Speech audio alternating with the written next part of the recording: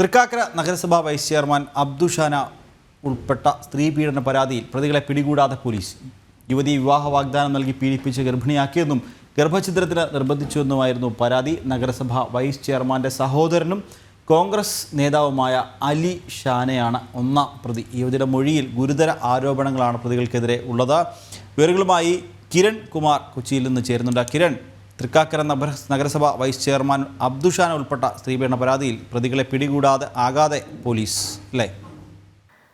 നിഖില, വിവാഹ വാഗ്ദാനം നൽകി പീഡിപ്പിച്ച് ഗർഭിണിയാക്കിയതിന് ശേഷം ഗർഭചിത്രത്തിന് പ്രേരിപ്പിച്ച അടക്കമുള്ള ചില പരാതികളായിരുന്നു ഈ യുവതി നൽകിയിരുന്നത്. യുവതിയുടെ മൊഴിപ്പകർപ്പ് പുറത്തു വരുമ്പോൾ ഗുരുതരമായിട്ടുള്ള ചില ആരോപണങ്ങൾ കൂടി ഈ കോൺഗ്രസ് നേതാക്കൾക്കായിട്ട് എതിരായിട്ട് ഉയരുന്നുണ്ട്. തൃക്കാക്കര നഗരസഭ വൈസ് ചെയർമാനായിട്ടുള്ള അബ്ദുഷാന, ഇയാളുടെ സഹോദരനും കോൺഗ്രസ് ബ്ലോക്ക് വൈസ് പ്രസിഡന്റുമായിട്ടുള്ള അലി ഷാന എന്നിവർക്കെതിരായിട്ടായിരുന്നു യുവതി പരാതി നൽകിയിരുന്നത്.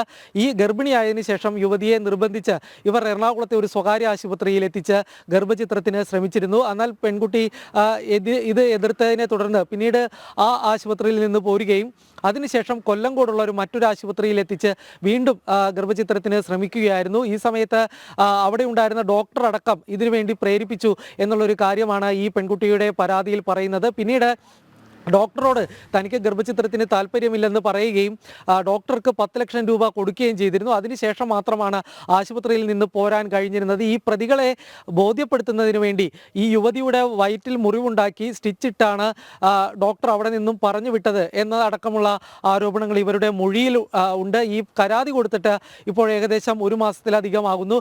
എന്നിട്ട് പോലും പ്രതികൾക്കെതിരായിട്ട് നടപടി ഉണ്ടാകുന്നില്ല എന്നുള്ളൊരു ആരോപണം തന്നെയാണ് ഉയരുന്നത്. ഈ കാക്കനാട് ഇൻഫോ പാർക്ക് പോലീസിനാണ് ഇത് സംബന്ധിച്ചുള്ള പരാതി നൽകിയിരുന്നത്. ആദ്യം യുവതിയുടെ പരാതി സ്വീകരിക്കുകയും പിന്നീട് ഈ യുവതിയുടെ മൊഴിയെടുക്കുകയും ഇവർ പറഞ്ഞിട്ടുള്ള ചില സ്ഥലങ്ങൾ, ഇവരെ ഈ പീഡനം നടന്ന് എന്ന് പറയുന്ന അടക്കമുള്ള ഫ്ലാറ്റിലെത്തിച്ച് തെളിവെടുപ്പുകളൊക്കെ എല്ലാം നടത്തിയിരുന്നു.